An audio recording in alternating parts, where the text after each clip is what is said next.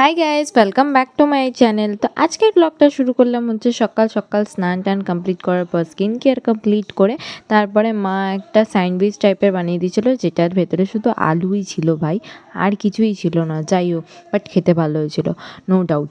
মা জিনিস বানিয়ে দেবার খেতে ভালো হবে না সেটা তো হতে পারে না। যাই হোক, তারপরে আমি আবার বেরিয়ে পড়লাম দিদির দোকানে যাওয়ার জন্য। গিয়ে দেখো রাস্তায় কী জ্যাম, ওই টাইমটা অ্যাকচুয়ালি স্কুল ছুটি হয় তো তাই।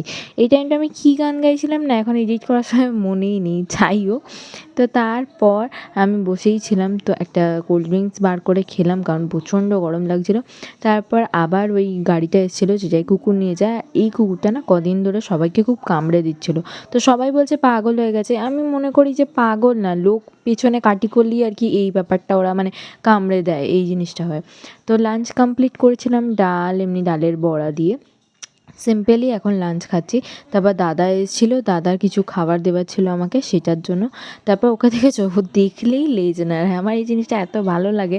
তারপর একটু রেডি টেডি হয়ে আমি বেরিয়ে পড়লাম, কারণ হচ্ছে আমার টিফিন কিছু খাবার ছিল তাই।